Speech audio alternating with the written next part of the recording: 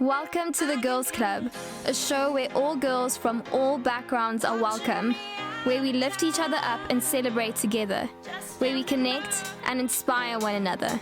Remember, we're stronger together.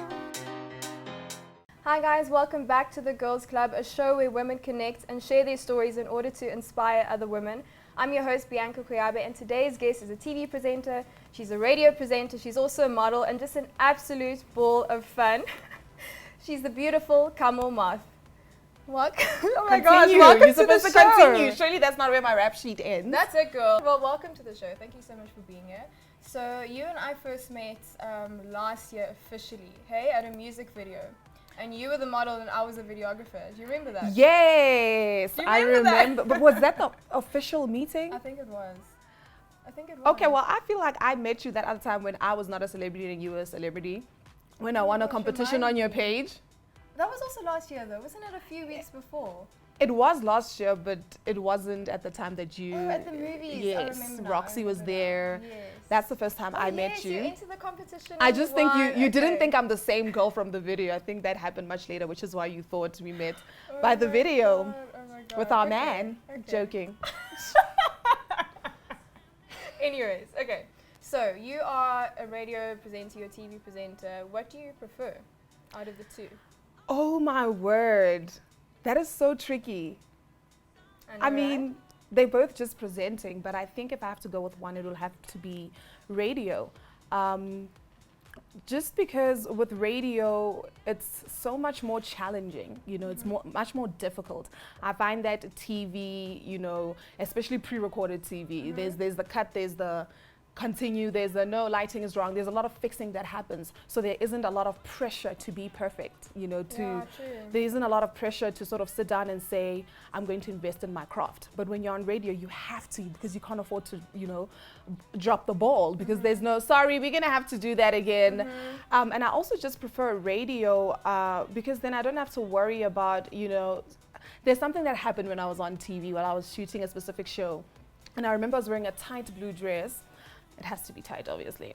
And my fupa wasn't flattering, according to the director, who then, you know, told the floor guy, listen, please tell Kamo, you know, to either sit like this or get a different outfit. That's intense. And my thing was, when you casted me for the show, you knew exactly what size I was. And if anything, since the show, I've lost weight.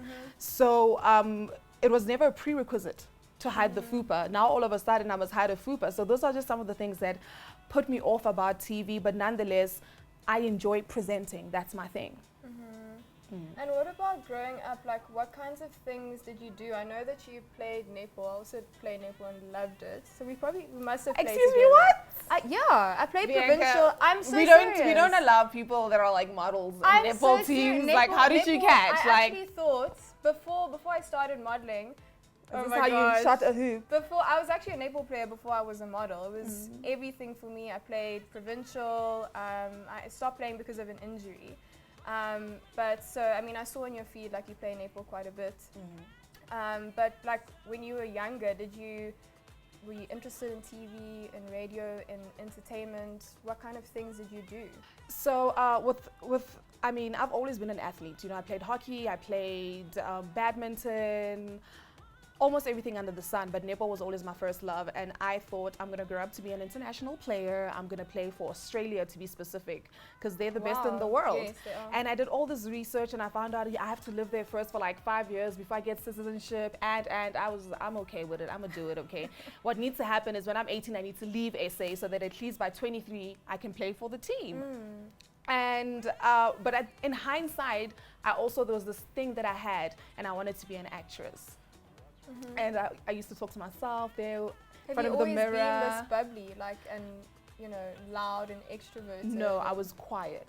I was very quiet, which is why I thought it's just maybe I watch a lot of movies and that's why I want to be an actress. Not that I have the talent or whatever it takes to be an actress. Because I was quiet. I was a shy child. Also, never was in trouble. I was a teacher's pet, your classic teacher's pet. For me to grow into this, Kamo, your absolute fave, Kamo, it took heartbreak, I swear. Oh gosh. So a man gave you the best of me. But yeah, so netball was supposed to be the it thing, but in hindsight, the acting thing ate at me. So I just didn't know this is going to be me today. And like, how did you get your big break? So how did it all happen for you? The ex again.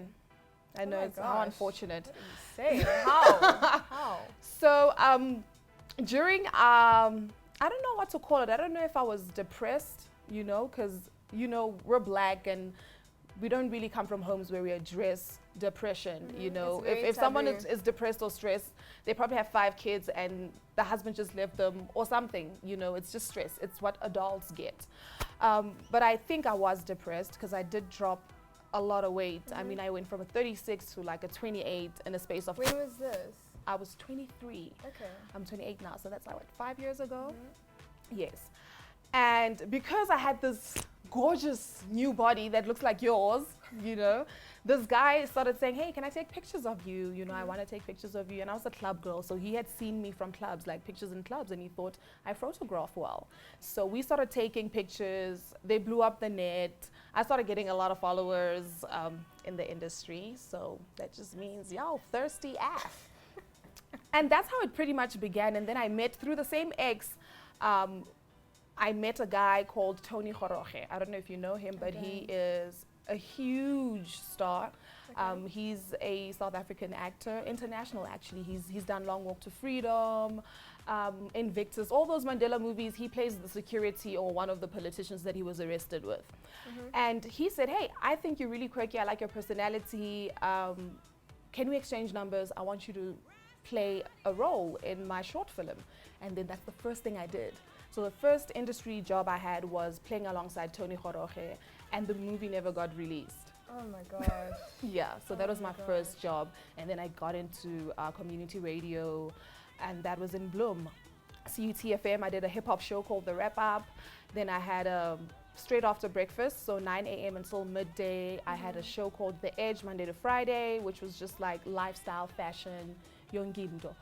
And that's how it pretty much started building up and building up and building up. And I told my parents, listen, I am dropping out of my LLB and I'm going to Johannesburg and I'm going to be the next Bonang. Oh my gosh. How did they take that? What year did you drop out? My final year. Oh my goodness. My final, I think I was How about did like your parents take 9 that? modules away from my LLB degree. So my dad is my best friend and he's also my biggest cheerleader, my first love, everything. So he was sort of like, he was like, hey, whatever you want to do, if you wake up tomorrow, you want to be a doctor, we're going to do that. If you wake up tomorrow, you want to be a stripper, we're going to do that. But I'm not going to be happy, but we're going to do that. Because, we can't live our lives vicariously through you. So it is what it is. You have always said you wanted to do drama. Your mom said no. So I guess this is the price she has to pay. As much as it's a bad price to pay, but she's just gonna have to put on her big old panties. My mom was very upset. She doesn't understand. She doesn't understand why you would want to come grovel for jobs, why you want to stand in long queues. She doesn't get it at all. She also doesn't get how you sort of are going to be able to live nicely, because to our parents, the entertainment is stuff you do for fun. It's an extramural activity. It's not real life. And she really just wanted me to be a doctor, actually. Oh my gosh. And to her also, what she didn't understand is, why would you want to do that when you're smart? Smart people go to varsity. Smart people get degrees and PhDs and. So that's what you're supposed to do. If I had your brain, I'd do that. But unfortunately, my personality wouldn't let my brain win. So, yeah. Oh, good. And now, do they support you now? How is it? The first time my mom started, wrapping her head around it, I think was recently. I've been here for 2 years, but only now when I did the takeoff, because now she had proof. Now she could watch me on TV and say to her friends, "Shebangwanaka," Before that, she just didn't get it because I was on Massive Metro and that's online. So to her, it's like, why is it not real radio? What's online radio? But because now I was on an actual screen and everyone could tune in and watch me, she was like, okay. I see you, girl. Okay. So now she's cool. Well, that's good. It's always nice to have a support system. I mean, even for my parents and even just my family in general, like it was so hard to explain what this thing is, and I was just like, I just want to be in the creative space. I love it, and I guess it does take time to show them. When you achieve things that okay, it's actually working out. it's normal for them to be worried or concerned or, you know, want you to do the traditional stuff. So that's good. And what about talking about your body? You've spoken about it quite a bit already. In an Instagram post, I think last year sometime, you spoke about the fact that it's okay not to always be like snatched or have like a summer body all the time. Like, how have you been able to grow to love your body? Where are you at with the relationship with your body? Body talk. I hate my body. Wow. That's if we have to keep it real. I don't think anyone who has been a perfect shape and then you lose that perfect shape, you're lying if you're gonna say, well, I'm so comfortable.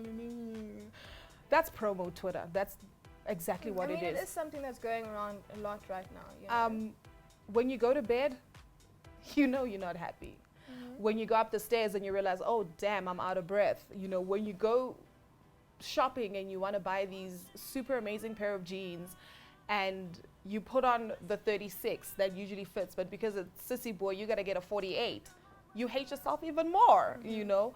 But because of what we're in a time where we're being inclusive. We're in a time where dark is beautiful, where this has become beautiful and accepted. But we also are the same people who grew up with years and years of being told, no, this is not beautiful. So you first have to undo the 25 years of being told that that's not amazing, and then you compare that to the 3 years that we've been inclusive. That's nothing, you know. Maybe when I'm 38, I'll be like, okay, now I actually genuinely mean it when I say I love my body. And how I cope through it is based on people hype, you know. A lot of people like it, a lot of people compliment it, so then I run with it. When I wake up in the morning, I'm not gonna lie and say I wake up and I look in the mirror and I'm like, oh my God, look at that booty, you're so snatched. I just go, you're so fat, you need to stop eating, maybe you should go for a walk, you know. So that's the reality. But we move along because I also can't sit in bed and cry about the fact that I've got booty. It's there, make it work for you. It's gonna be my gimmick until I decide to lose weight. Okay, and so do you feel like you're at the space that you're at because of poor health decisions, or just like, why do you feel like you maybe got to a space where you don't feel comfortable in your body? So my friends are gonna hate me for this, but this is the truth. So around 2017, I was working out. Nice, you know, I went from this to the size that I wanted. I had my abs. I was doing boxing. It was great. And I like to have friends over. And I had friends over, and what was supposed to be a 3-day visit turned into a 2-month visit. You know, I'm that sort of person, like, you'll never leave my house because obvious. And so I'm eating clean, but if I'm inviting you and you want to have pap and tripe, you know, I have to accommodate you. So what would happen is I just got my first job, so the little money that I have, I can't afford the healthy eating and catering for you. So let's just then cater for you, because I asked you into my space. And what we were doing is eating, and I started becoming lazy because now I'm eating bad, right? Now I'm not going to the gym anymore, and I'm just like, okay, but they're cool, so I'm sure I also won't put on the weight. They're eating like me, they're sleeping. And I just woke up one day and I was like, damn, a year's work down the drain. And it just never became a thing for me to get back into the gym or kick them out of my house. I just was like, I think that's when I decided to do the post of it's okay. It's okay to just breathe and be a person and not worry that your favorite jeans won't fit, and not worry that when you're sitting on a couch with Bianca, your fupa's gonna be all over the place. It's really okay to just be human and not be a human that's in the industry, or a human that's someone's wife, or a human that's, you know, a human that just has friends who are hot. Now there's pressure to be hot. It's really just okay to live life without pressures. And that's what happened. I just sort of let it go, and it never occurred to me to stop. Are you really happy? And I think you asking me the question today is just revisiting again to say, no, I'm not happy. Yes, with everything else in my life, I am. I'm happy with my job, I'm happy with my parents, I'm happy with my friends, but I'm not happy with my body. Well, thanks for your honesty and for opening up. So you're originally from Bloem, right? And you've been here for 2 years, as you said. How was the transition like moving to Joburg? Did you find it easy to make friends? How did you adjust? How did you break into an industry where you didn't know anyone? I already knew people. Oh, okay. Because remember I told you I had a short stint in modeling there on the gram. Okay. So I already knew people. I think there's one thing that I'm super good at, and that is making friends. It's not difficult for me to be your friend, to be her friend, to start befriending the white vanilla man over there. It really is. It's so easy for me. And I think I owe that to the sort of background I grew up, you know. I've been exposed to different cultures, you know, different sorts of people. So when you are that diverse in your socialization, it's very easy to meet a person at the robot, a jock, a waitress, and just be relatable. And because of that, it's always just easy. So when I came here, all I had to do was dial up all those people that used to come to Bloem during Makufe, you know, all those DJs. So all your networks. And I was like, hey, I've moved to Joburg now, so, you know, we should go out. I still love to twerk on the tables. And that's how I sort of just, so for more, I pretended to be a bad. Okay. Without doing any of the real bad stuff. I looked the part, I did what I had to do in terms of always being in the clubs, because that's the fastest way, you know, to get your name out there and to remind the Joburg people that Uteni, in the words of Bonang, you know, we are within. So it really wasn't difficult for me, but what I did find very exhausting about Johannesburg is that the people here are terrible. In what way? They have no sense of, I don't want to say morality, because that's just stretching it a little bit too much, but they'll do whatever they need to do to get whatever they want. So and you'll just be casualty of war, and it is what it is. They don't flinch about it. It's bad. It's not, because I've found myself in situations where I'm like, oh, I would have never done that to Bianca. Like, why would I thought, what? You know, it shocks me every time when I hear why even industry people aren't friends anymore. Even normal people, so I'm not even gonna even say it's like a industry thing. Even normal people that are not in our industry are terrible. Wow. They're really bad. The pull her down syndrome, this is the capital of it. I hear what you're saying. I think I used to struggle a lot with that when I just started in the industry when I was like 19.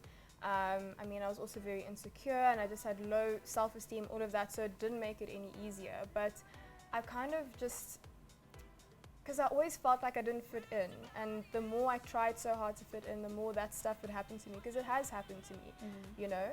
But when I just stay in my lane and just focus on my own thing and literally just do I hardly have any industry friends, to be 100% honest with you.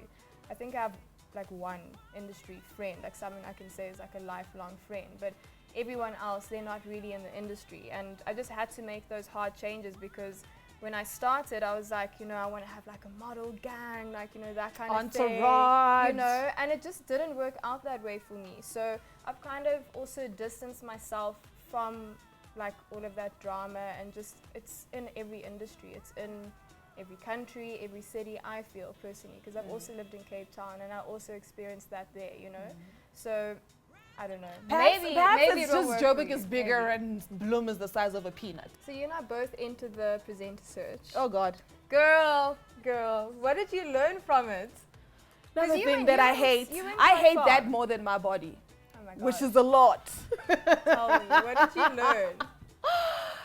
First of all, I was never supposed to enter that thing. What works for you could be auditions. What works for me could be rolling the dice. What works for Shelton could be God or his praying mother. Bonang, we don't know. Maybe it's the rocks. I'm joking. No. But I'm really joking, guys. You better cut that out. No, don't cut it out. But you see, now I lost my... Come on. You were saying it wasn't meant for you to... So I was never meant to enter. I panicked, because I just found out from my boss, Touch, that, listen, we're going to go on a little production break. So we'll let you know when we're going to start shooting season 2 of The Takeoff. And I panicked. I was like, oh my gosh, rent needs to get paid. Oh, my mom is going to kill me. I just got her to be on my side. And that came up. You know, the presenter search, there was like 5 days left. And I thought, okay, if ever I was on a breakfast show, this would be more me, you know. The takeoff is so ratchet, it's so loud. And these people, they think I'm that, but I'm really like the diamond presenter. You know, the presenter that walks like this. That's really me. So let's go. God. And I entered it, but I always just felt like, you know why you don't do competitions. There's a reason why I never entered the VJ on MTV or any presenter competition before. And that is because I believe in the narrative of if you do your best where you are planted, God will do the rest. And every job that I've ever received was a result of that. Okay. You know, network my way onto Massive Metro, work there, kill yourself working there, give a 200% there, and someone is always watching, and that's how you're gonna get your breaks, and that's how I've always lived. But I panicked. So I deviated from the plan, and I entered this thing, and it broke me to the core. I remember we had a really tough day. I mean, it was before the top 10. Yes, And we were there like the whole day, first of well, all. yeah, well, I only got there towards the end, and everyone was death staring me because I had a shoot, and it was just such Yeah, it was like special treatment. So I know Naomi Campbell. That's It was literally. yeah, I know. I really felt that way. Like everyone's eyes were on me. It was a really intense day. But I mean, what could I do? That shoot was booked. But anyways, everyone. I did feel. You know, the mood was quite low and somber. Like it didn't feel. Everyone felt very tired. Like I know it was such a grueling day. You told me like that it was rough. The judges were The first day rough. for me, the judges weren't rough. You know, I went in. Willem was great. Kanya was great. Fix was great. They were all They all lovely. said really amazing things. You know, I remember I quote Willem saying, "In fact, you are exactly what we're looking for." Right. Fast forward to the next day, when we had Tando, Musa, and Roger. I walked in, and the first thing that happened to me, and you know, I don't like to talk about stuff like this because I don't want it to look like I'm trashing anyone, but I was welcomed with a, oh, so we hear you're Joburg's favorite. You know, everyone loved you, so it's our job to put you to the highest test. And then I did the thing, and it was so shaky for me because I was intimidated by how I was welcomed, you know. I It's felt really like all, it's not yeah. my business that everyone likes me. That's their business. And I think it's unnecessary to carry it into the next sort of leg of the competition. What has been your hardest career moment so far? Hardest career moment. And how has it shaped you? I think for me, my hardest career moment was exactly what we just spoke about. Okay. Because I had to put myself out there like that. I felt humiliated because that is something that was on TV nationwide and people didn't get the best of me. And I panicked for a long time. For about a week I had anxiety because I was like, you know, are people gonna start unfollowing me because I didn't win, or like are they gonna start saying I'm not your absolute fave, or that maybe I'm not talented? How has it shaped me is ironic because out of the whole experience I now know that I ain't gotta be scared of nothing and nobody. I can go in a place, own it, and just run with it. And if anything, you bow down to me because I'm here and I'm not going anywhere. Everyone's going to have an opinion about you at the end of the day. You know, it is what it is, but it's still something that we have to keep learning and practicing all the time. So I don't think it's ever really going to end. I mean, you do have times where, because you're saying that you experienced that then, which was a couple of months ago, August, but you've been in the industry for a few years. You still felt like that at that point. So it happens. And it's something that, I mean, for me, I have to constantly practice that, you know, especially as someone who was always insecure, like for a lot of my life, and always like, what does this person think? What does that person think? And not wanting to put myself forward. But at the end of the day, like, do you still everyone's want to gonna put have yourself forward opinions. after what happened to you? Well, I'm doing it right now. Shout out to you.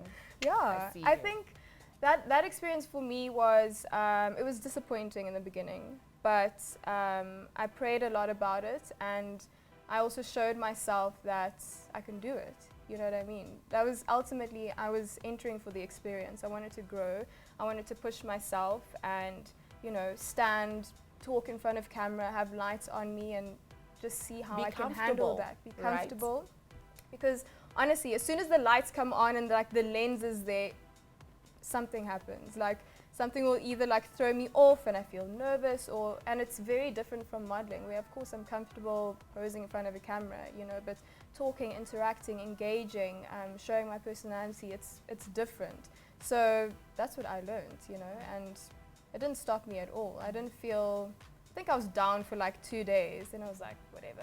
Well, you know? I'm glad you learned something, because I never want to see you like that again. Oh my gosh. It broke my heart. I was crying. I was crying so much. Oh my word, I would have cried too. Are you mad? Yeah, but you were so sweet. And there was one other girl that was super sweet. Anyways, let's talk industry relationships. So you've spoken a lot about, you've networked a lot, and that's helped you get to where you are today. How do you value those relationships? Do you value them the same as personal friendships and relationships? I don't have industry relationships, and I don't have like home friends and work friends. I have friends. It's either you make the list or you don't. You know, if I know you in the industry, doesn't mean I'm your friend. I'm not your friend. Don't get familiar. Don't get comfortable. You know, you just happen to be in the industry. But let's take Zanda Zakuza, very good friend of mine. She's a singer. Everybody knows her.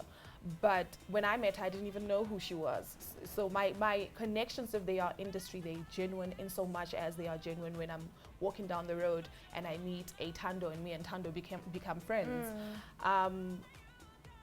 Yeah, I don't have time for pretense. You know, I value people, not their titles. I'm a respecter of principles and not people.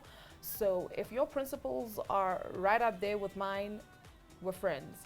But don't think because we're taking pictures at these hashtag wadwads. I've pulled some pictures from Kamo's Instagram. We're about to play Explain That Gram, and she's just going to tell me the story behind each picture. So are you ready? Okay, let's shoot. I think they're pretty decent though. Here's the first one. Oh, What was going on here? gorgeous, Kuhle Adams.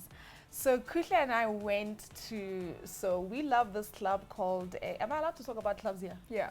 Okay, I mean, it's a club, it's a Yeah, girls go club, for right? it. Onyx, and Onyx has these dinners that they have, and we were like, oh, free food, let's go. So I went alone, and she went alone, so we were the only faces there that recognized each other. Everyone else was just like club people, you know. We was just visiting the club, and we ended up sitting next to each other. Okay, next. Oh my word! I was going to an event. The skirt, first of all. Those Is are this a two. dress It's or a not skirt? a skirt. It's not a dress. What is It's it? just this crop top thing that I have, and I went to China City and I got two tutus. Oh my And I layered them, and that's the look that I got. And I have these cool sneaks that Girl. say "Stay Weird," Oh so my it just made God. sense for me to have that outfit. So tell me, what was going on here? Okay, so this is my favorite picture. I call this the Nomuzi Mabena picture, okay? Because I look so cool. I look like a rapper. Don't I look like a rapper? I You could just look bust a great. young, thicker than Mini Dlamini. Next. Oh my Ooh. word, where was this? This is my friend's yard. Oh my His gosh, backyard. It looks so Cyril, tropical. shout out. So we call his place the Bahamas because that's It exactly literally what it looks that. like. Mhm. That's a scarf from my roommate, the Oh dress my thingy. goodness. Yep. So the reason the whole thigh is out is because I was too big to make an actual skirt. So I was like, slit, let's go. Okay, next. This is on the set of The Takeoff. Uh-huh. As you can see, I'm wearing that little jumper there. It says 4 pipes only. Still waiting to own a 4 pipe. Tibo Touch, if you want to donate, I'm here. Okay, next. Oh, this is at an event. I was a speaker at an event. It was for Women's Day. Yes, Women's Day event, and I had to speak on fear. That's what that picture is. This was my Nomzamo moment. Yeah, I've got Did you names for plan all this? the pictures. The blue, like all the blue. No, I Did you plan it? didn't. I just rocked up like this in my favorite thing, and I didn't notice until you actually pointed it out. I love it. We are going to play another game of Truth or Do, the drinking edition. Jeez. So we have a set of random questions that Kamo and I have to answer.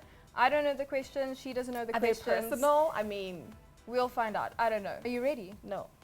Okay, so you're my guest, so please pick up a card first. You're going to ask me, and then I'm going to ask it back to you. Oh my word. Okay. I'm so scared. Damn. What was the last lie you told? I've been pretty, She lied right there. honest the last couple of months. That's a What lie right about there, but you? okay. The I'm last being lie I honest. told was to a boy. You got to drink, by the way, because No, everybody why? knows, everybody tell lie drink. That is so unfair. While I tell my I'm story. drinking for my honesty. Okay, Yes. it's fine. As Or usual, I'll, dishonesty. whatever. Depends. I'll do it for my girls. Okay, so I lied yesterday. The last lie I told a boy that I no longer wished to be friends with him because I don't like how we just always arguing and we got off the wrong footing. But really, the truth is, I got 5 other guys who want me, and you're top 6, and you're definitely 6. Who was the worst person to interview you? The worst. No one. I make everything Now work. you lying. Nobody, guys. Nobody, guys. No, you're lying. Kazoos. You have to drink, girl. You're lying. There must have been To someone. all who the interviewed presenters you. out there, know that I've enjoyed all of you. This is on Bianca and her production. Oh gosh. Who was the worst person to interview me? No, same answer. Looks as like you need to No, take a drink. No, wait, okay, let me think a little more. I'll pick I'll one for just you. drink. No, I can't. Okay. I can't say it. I was gonna pick. No, don't speak for me. What? Your personal. The worst photographer you've ever worked with. Bianca, name and shame so that I know where not to go pose. I can't answer that. You have to. I can't. Plan your sister, girl. I What if I can't. go make the same mistake? I'll tell you off camera. I can't do that. Cheers. Okay. Oh god. The worst photographer I've ever worked with. Think. Never. What's one thing about me? What's one thing about me that you hate? How perfect you are. No. You sound, but you put me here. No. Listen to me. What is this? your laugh is even. I remember the first time. No, when did I see you? And I was just like, you ooze so much confidence, you know. But it's not anything that I hate, so. I know it. If you could change one thing about me, okay, what would it be if you could change one thing about me? You gotta say That's my weight. very vague. No. Do it for me. No. Do it for me. It's not offensive. Say my weight, or I'm gonna make you drink. I think from the conversation that we had, it really did touch me, like how much you opened up. I want you to believe in yourself more, because when you're saying that, like, I was really shocked. I think I just stared at you. I don't think I even said anything. I was like, what? Nothing. No, be honest. It's okay. Nothing. I already said you're so perfect. How do you change perfection? Okay. Maybe I'll change the fact that you think you're not perfect. Okay, let's move on, because we need to drink these. They have to finish. It's Sunday today, or I don't know what day it is. Are you dating someone? Dating. That is such a large. Do you have one person that you're seeing? Yes or no? One according to? Do you have a boyfriend? Like a man. Where? Do you have a boyfriend? I have a boyfriend. You're sitting right there. Do you have one? Hey, babe. That's our man. No, I don't Okay, know. Okay, no. So that no. question won't work. Would you rather cheat on your partner or be? No, that's also not going to work because you're not dating anyone. But I mean, we can do a hypothetical.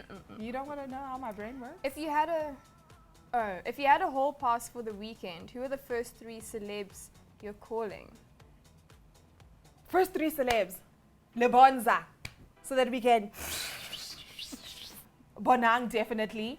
No, if you had a hall pass, so like a break from your relationship. Who are the first 3 celebs that you're going to call? Bonang. Oh, Bonang. Yes, because she's going to fly me to wherever. There where they went, and then Pinky Gail stayed in Johannesburg. There, I want to go there. Gail. I also want to go there.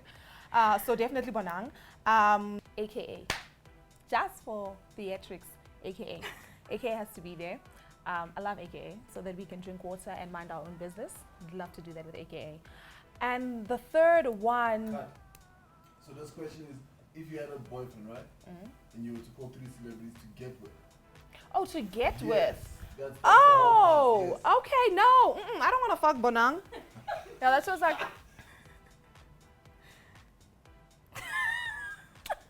Buns out. Maps Maponyani. Maps. I would call Maps. I just would like to see him with his buns out. Oh Yeah. my gosh. Maps. Who else? Who are the Yeah. other two?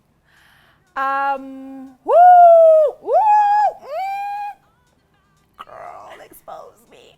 Tehu Koki. Tehu can get it. Yeah. Woo. Dali. Connecting beard at your young age. Yes. We need someone that's white, man. So the people know that I don't discriminate. Give me a white man. That guy from Top Billing with the blue eyes. John. Oh, I can't say his surname. It starts with the a B. Boyton Lee. Jonathan, be my man. That's his Did you surname hear from that, now Jonathan? Did you hear that? on. Be my man. Okay, do I ask you the same question? Because because you do have a boyfriend. Hypothetically speaking, if he disappeared for the day, who are you hooking up with? There's no hypotheticals for me.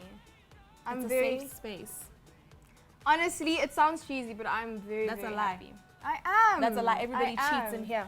No. Everybody cheats in here. No. You gotta drink. Sorry, girl. This is what happens when your boyfriend is on set. I love him. You know. In so a like- bedroom. It's not gonna work because you don't have a boyfriend. I'm reading this. No, one. no, no. It's me. When was the last time you cheated on your partner? Never. I like my men with milk, but it's just you can get it. That's cheating. I'm a loyal gal. What about you? There you go. No, you're just no. My tummy is burning right now. This ain't happening. What about you? Have I cheated on my partner? There is no partner cheated on. What's the wildest / naughtiest thing you've done in high school or university? It's gonna High be school, boring nothing. for me. High school, absolutely nothing. University. Remember when Katy Perry said, "Never." Not telling you. What? I kissed a girl. Oh my gosh. Whoa! Oh no. Oh, are you okay? do you need some Damn. water?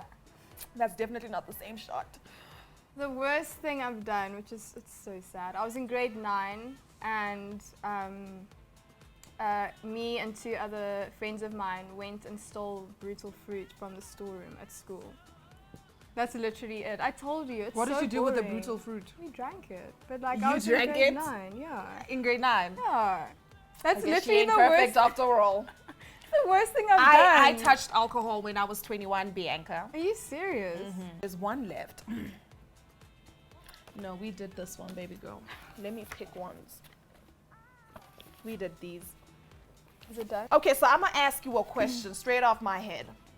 Okay, so Bianca.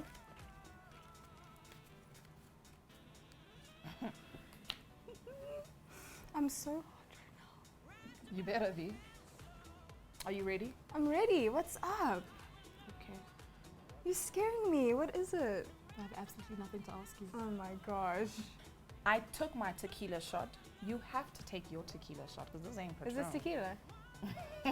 I can't. Camaraderie. No, no, no. Bianca, I show really the woman can't. in South Africa that I won't be able to do my last link. we can like, do everything. I'll help you. You got me. Cheers, girls. Can we share it? No. I can't. So if I this jumped- is like my a forbidden drink for me. I Listen, can't. a lot of things is I forbidden to can't. me. This is for my girls. Cheers. Love you, girls. It's like that other thing. You just swallow it. You don't think about it. Thank you so much for joining. having I me. love you. It was Love you great. too. All right, guys. Thank you so much for tuning into this episode of The Girls Club. I'm your host, Bianca Koyabe, and I'll see you in the next episode. Mwah. Bye. I knew you were going to do that. Me out of town, just standing by. 'Cause your heart was